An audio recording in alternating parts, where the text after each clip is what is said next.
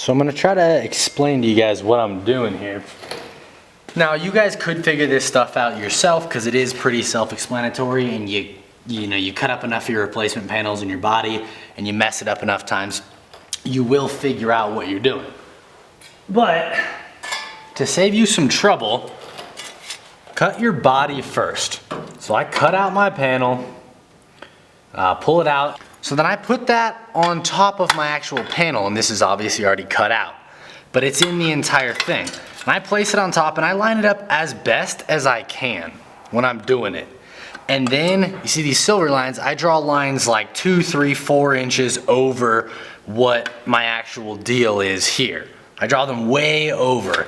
So then I cut it out and I have plenty of room because I already messed up once and I didn't cut my my little replacement panel big enough, so I have a gap.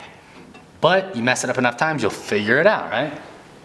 So then once you have your panel sort of cut out, you go and you throw it on top of the application on the actual truck, and you start to size it down. You're making a lot more cuts than just one.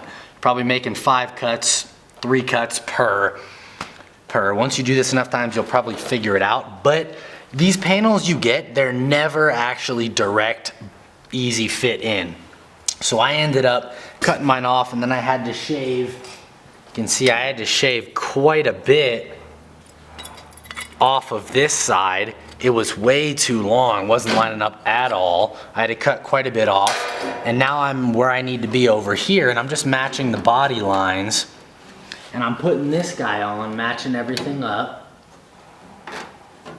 And then when I do that, once I've got it relatively okay, then I draw a line here with a silver Sharpie around my actual body to see where my panel is at. And then I'll remove it. Now I can see exactly where we're at because I need to flange this. This is too big, basically. I can't flange this much material.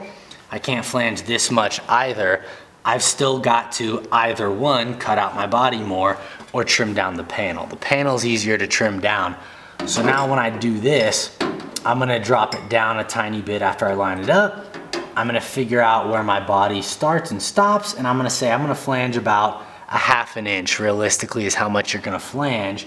So then I'm gonna make a mark here, and then I'll draw that down, follow my line. I'll make another mark here, and then I'll draw a line connecting the dots, and I'll cut it there. That'll let me flange this amount perfectly. So that's what I'm doing as I'm lining all this stuff up, and you're just matching body lines. This body line here, it's a little dented, but it's okay. This one's actual metal, lines up with this stuff. And then this one over here lines up as well. So that's how I'm doing this and matching all these panels up. Take your time. Nothing sucks more than cutting this out and then lining it up and realizing you've got a huge gap that you messed up on. There's no need for it. Then you got to cut a panel and put it in there and weld it on. It's not worth it. So take your time when you're doing this. You know, what I did here, save yourself some more trouble. This panel that came out, it had rust here and it also had rust here. 2 rust spots, do them in one patch if you can. Don't do one here, straight down here, even though this is all good metal. Don't do a panel here and a patch panel here, because these curves are really hard to replicate for one. But also, you're spending a ton of time matching up these panels back and forth. If you can do 2 birds with 1 stone, by all means, save yourself the trouble and just do it all with 1 patch panel. Same thing goes with your quarters, all this rusty stuff here. Try to cut out as much of it as possible. Don't do a bunch of small panels. Do bigger panels, take your time with them, line them up, and then burn them in. One more thing that I'm doing here is anywhere there's like a sharp bend or a gradual bend, I'm just cutting down cuts here so that it makes it easier on my flanging tool. Got a down cut going there. On these, there's a ton of light coming from the window, but there's a down cut on the corner there so that I can flange this piece independently of this piece without this connection here getting in the way.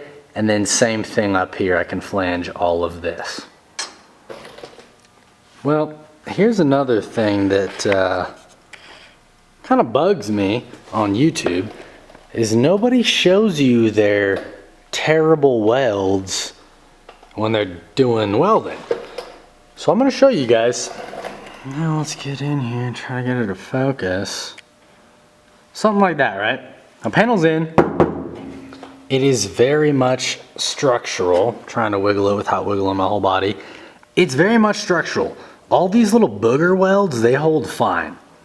So here's the deal. I mean, I've said it before, I'm using 30 flux core on this stuff. If I had gas and was running a different setup, maybe I could hold a bead on this, but this is what I do for patch panels for sheet metal. This is 20 gauge, and I mean, this is structural.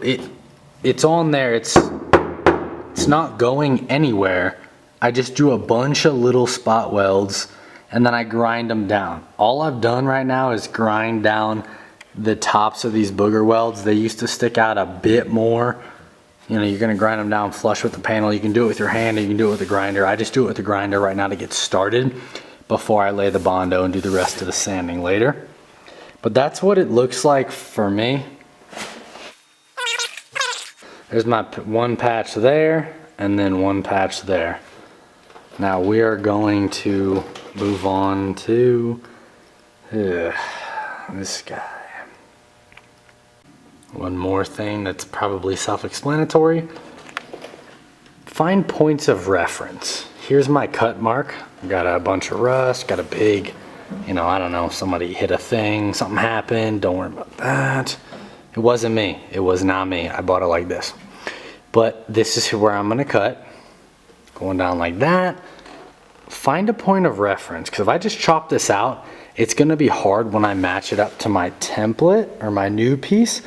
I'm not gonna really know where it's gonna go. So I'm making some reference points, 8 1/8 from this line to right where the tip meets the inside of there. And then I'll measure this to something like where the bend goes there, just so I have some points of reference. We got more updates.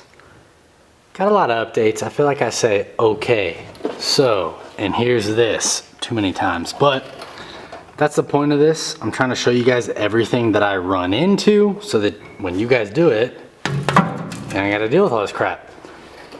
So I cut the thing off, but of course there's some spot welds. There's like an inner and an outer fender, I assume is what it's called. And the outer fender, which is this guy, it's rusted out for me. So is the inner fender, you can actually see it. Ugh, she's rusty. So I'm gonna chop her too. You probably just won't replace it. But the inner and the outer are spot welded together. So if you wipe it off with your finger, you can actually see these spot welds. They're not hard to locate. If you've ever located a spot weld, wiggle it and you'll see the bend in the metal, the crease. So right now there is, let me try to show you. Right there. That's the last spot weld holding it in. When you wiggle it, you can see it kind of dimples itself. The other ones I have already drilled out. I just used a Ryobi hole hop, drilled right through it. And now I'm gonna drill out the last one. And then in theory, this outer fender should pop off. So keep in mind when you're doing these quarters, there's spot welds. You gotta drill them out. Tracing out more stuff, larger than my cutout piece. Look at all that rust. Gonna lose some wheel clearance. Also, I already sprayed the back side of this stuff with weld through primer.